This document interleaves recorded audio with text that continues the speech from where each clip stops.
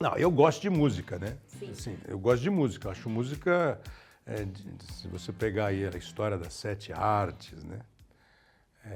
Se você ler sobre todas elas, aí se você se interessar em ver um pouquinho de cada uma delas, para mim, para o meu gosto, a música é a síntese da arte, entendeu? Para mim, música é tudo. É tudo assim. A música ela tem um pouco de cada uma.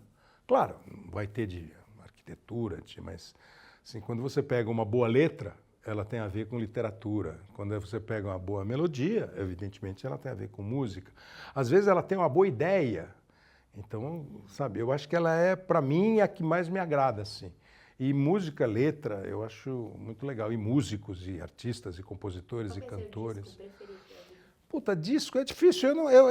Eu sempre, a gente sempre gosta de falar isso, né? Qual é o? E eu tenho sempre os.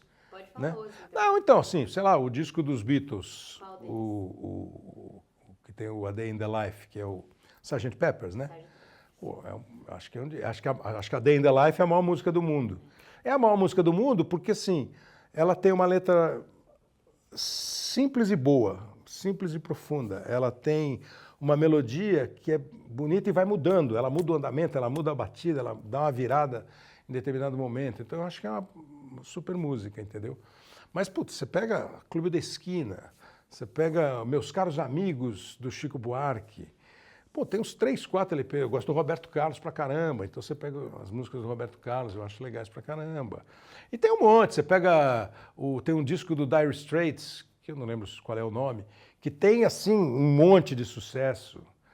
Que tem Money for Nothing. E nem é o disco do Sultans of Swings, é um próximo, a capa azul, assim, eu não lembro o nome. Pô, tem um disco do Lulu Santos, quando eu trabalhava na rádio, que é No Ritmo do Momento, que a gente até inventou que tinha que ter um programa lá, e o programa chamou No Ritmo do Momento, e ele foi lá um dia no programa. Pô, o disco o disco é tão bom, o disco tem Como Uma Onda, Esse Brilho em Seu Olhar, tem, acho que Adivinha o Quê, É Um Certo Alguém. Porra, o disco é um estouro. Aí ele foi lá e aí tocou um pouquinho, ele falou assim, ele não vai nunca lembrar disso, mas eu lembro que eu gosto dele, tá? Ele falou, porra, o lado B do disco também é bom, né? Era disco, LP, o lado B também é bom, ele tocou tudo do lado A. Pô, você pega a Rita Lee, né? Pô, a Rita Lee é uma coisa, assim, extraordinária. E um monte, Chico, Caetano, Gil, Gilberto Gil, Chico e Caetano, assim, Eu já fiz seleção de músicos, entendeu? Meu time de músicos. Você vai falar, qual é? Eu vou falar João Gilberto, Milton Nascimento, Erasmo Carlos, Tim Maia e Jorge Ben. No meio de campo, Tom Jobim, Caetano e Roberto Carlos. E o ataque, Gil, Chico e Noel. Técnico, Vinícius de Moraes. Nossa. Mas tem outras ainda, né? Aí tem o segundo time e tal, porque tem um monte. Pô, eu não botei o Lulu, eu não botei o Paralama. Pô, na minha juventude, eu com 18, 20 anos, só aparece o Rock Brasil. Titãs, Paralamas, Legião. Pô, Legião era um arraso. O Legião, pra gente que tinha lá 20 anos de idade, aqueles caras falavam o que a gente achava. Era a gente falando, eles todos, Legião, Titãs, os Paralamas, aí depois veio o Capital, enfim, um monte, né? Você fica falando. Hoje em dia acho o Skank, acho bom, parece que não vai ter mais Skank, mas eles acabam fazendo um showzinho. Acho que os caras são legais. E aqueles caras falavam o que a gente achava, o que a gente pensava. A gente, ou fazendo, ou saindo da faculdade e tal. Pô, aqueles caras eram um arraso, né? O show e tal. E assim, pô, Ivan Lins, Djavan, tem um monte de gente. Acho que a nossa música, Bossa Nova, que tem cara, Bossa Nova é ruim. Ruim? Ruim sou eu, pô. Bossa Nova é um monstro, né? Ninguém dura, desde 1958, sendo referência no mundo. Você pode gostar ou não gostar, mas valorizar... né? Então eu gosto muito de música, né? Pô, queria saber tocar bem e tal. Comecei a ter umas aulas de violão, mas a mão direita, a mão esquerda é ruim. E a mão direita é péssima. Então... mas é claro que isso é ensaio, precisa ensaiar, tocar. Então eu nunca me dediquei como eu gostaria. Mas assim, pô, a frase do Tigresa, do Caetano Veloso, né? que ele acaba a música depois de contar toda a história da tigresa, ele fala, pô, e eu corri para o violão num lamento e o dia nasceu azul. Como é bom poder tocar um instrumento. Putz, é lindo, né? A hora que o cara tá enjoado, o cara sentar quietinho, tocar um violão, tocar um piano, tocar um saxofone. A frase é espetacular. Como é bom poder tocar um instrumento. Eu trabalhava em rádio e rapidamente, quando eu entrei em rádio, eu era molequinho, tinha 17 anos de idade. Aí logo eu entrei porque... Primeiro eu entrei porque na Rádio Tupi tinha um diretor artístico, o Luiz Aguiar, que foi um grande apresentador, foi narrador de futebol, um puto apresentador de programa para a juventude na época, tal, anos 60 e tal. E o Luiz Aguiar virou diretor artístico da Rádio Tupi. O Luiz Aguiar trabalhou com meu pai. Meu pai trabalhou na Bandeirantes, na rádio, né? Muito tempo, 20 anos, só trabalhou lá. E o Luiz Aguiar trabalhou com meu pai. Então, pô, eu morava a tipo assim, uns 2 quarteirões da Tupi, 3 quarteirões da Tupi. Aí minha mãe, minha tia, ligaram para o Luiz Aguiar e ele me recebeu lá. Chamou um cara do esporte, o Darley Basílio, e falou, vai fazer um estágiozinho lá como rádio escuta do esporte. Porque elas falaram que eu gostava de futebol, narrava jogo de botão, essas paradas aí. Mas não tinha vaga. Manuel Ramos era o chefe do plantão, o plantão esportivo falou, pô, Kleber, não tem vaga agora, mas vai ter em março. A gente te chama. Eu falei, pô, legal. E, de fato, em fevereiro me chamaram. De 79, eu fiz as férias do office boy. Férias do office boy, um mês. Antônio Carlos era o office boy. Ia lá entregar pedidos de linha, Rua 7 de Abril, Embratel, Telesp e tal. Aí eu entrei para ser rádio escuta. O meu registro é do dia 2 de abril.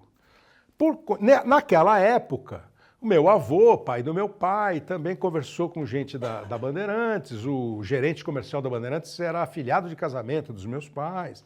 E, evidente, é muito mais fácil assim do que para quem não conhece. Aí fui lá um dia, conversei e eles me botaram para trabalhar com o Dalton, que era o gerente comercial. Aí eu fui lá no departamento que fazia o roteiro comercial, sabe? Que hoje não tem mais, eu acho, mas assim... Primeiro intervalo, comercial tal, chamada tal, e eu era... boy de luxo lá, tal. Aí eu falava, pô, eu queria ir para artística, pô, meu pai trabalhava na artística, eu achava linda, programação, não pensava em esporte assim. Aí uma colega nossa trabalhava com a gente, a Mara, falou assim para mim, ó, saiu um monte de gente lá na artística, e o Hélio Ribeiro levou um monte de gente lá para a Rádio Capital. Porque esses caras que foram eram todos caras profissionais, caras bons. Aí eu encontrei um dia no corredor o Gualberto Curado, que era o diretor artístico da rádio, tinha ficado no lugar do Hélio. Falei, seu Curado, eu ouvi dizer que o senhor está precisando de gente aí, pô, se precisar eu gostaria de ir para artística. Ele deve ter olhado e falado, pô, eu estou precisando de gente, não de projeto. Mas ele me levou. Pô, me levou, me botou para trabalhar na sala dele, que era a sala onde meu pai trabalhava. Para eu ser um assistente dele. Ele não tinha secretária, ele era um cara super gente boa, assim, sem vaidade, sem frescura. Ele emprestou a antessala dele para o chefe de reportagem do jornalismo. E eu sentava na sala com ele ali, uma mesinha, aquelas mesinhas de botar máquina. Atendia telefone e tal. A hora que eu via que ele tinha algum assunto sério para tratar, eu saía da sala e tal. E comecei ali a trabalhar, né? A aprender a fazer coisa de programação e tal. Aí ele foi para a Rádio Globo. Foi Humberto Marçal, Fausto Canova, eles foram tudo para o Sistema Globo de Rádio. E ele me levou. Aí ele me levou como coordenador de programação. Ele era o gerente de programação e eu era o coordenador de programação. Então eu sempre falo, essa minha ideia é que um dia eu ia ser diretor artístico de uma rádio e estava lindo, né? Não pensava em outra coisa. Aí com isso aí, você vai começa a fazer produção, seleção musical, você faz chamada de programa, né? A gente ajudava a cuidar da rádio como um todo, mas fazia produção. E aí tinha a seleção musical. E naquela época, eu acho que hoje deve ser igual, menos talvez, todo dia na rádio tinham vários divulgadores de disco, de cada uma das gravadoras. Não vou lembrar das gravadoras, mas sei lá, CBS, RCA, Odeon, Warner, Chantecler, Continental, uma porrada de... E cada uma tinha 1, 2 divulgadores. E esses caras chegavam lá e falavam, pô, nunca vou esquecer a Salete da WEA chegando para mim e falando assim, ó, ouve essa música aqui. Ó, vai lançar aqui de abelha. Era Como Eu Quero. porra, a música é boa, tal. Pô, fez um puta sucesso, né? Como eu quero. Falei, pô, legal, tal. E um dia, aí eu não lembro disso. Tem um que é super gente boa, super camarada, amigo, gente boa, o Benê Alves, que fez depois grupo de pagode, programa de rádio, sei lá. O Benê é, até hoje, divulgador da Som Livre.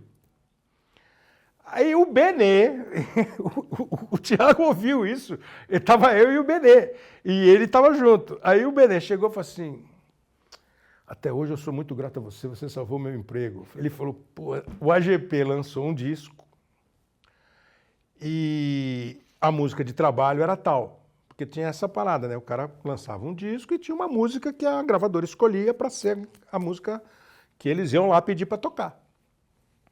Aí diz o Benê, e eu juro que eu não lembro disso. O Thiago falou, mas só pode ser verdade. O Thiago é o Thiago Moller, que trabalha aqui no UOL hoje, trabalhou com a gente um monte de tempo na Globo como repórter, editor, depois trabalhou comigo no Arena e tal. Eu falei, mas eu não lembro. Ele falou, mas pô, o cara tá falando. Aí eu falava, Benê, eu vou acreditar porque você tá me falando, não tem nenhum motivo pra você inventar uma história, mas acho que você tá confundido. Eu falei, não. Aí ele falou, saiu o disco do AGP e os caras começaram, precisa vender esse disco, precisa tocar esse disco. E ele se sentiu meio encurralado lá na Som Livre, ele podia estar com a vaga. Aí disse que ele chegou para mim e mostrou uma música. E a gente ouviu o disco e tal. E aí eu não sei se na hora ou depois eu falei, pô, Benê, essa música aí que você mostrou eu não gostei, mas eu gostei dessa. E acho que essa era... Não era o primeiro sucesso do AGP é Menina de Cabelos Longos, né? Depois, Deixa Eu Te Amar. Deixa eu te amar, faz de conta que eu sou o primeiro. Porra, e a música fez um puto sucesso. Ele falou, você falou essa, eu gostei, eu vou tocar essa.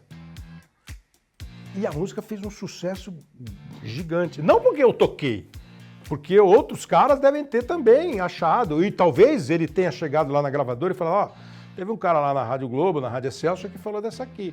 E algum pode ter ido falar com outras rádios e a música fez realmente um puta sucesso.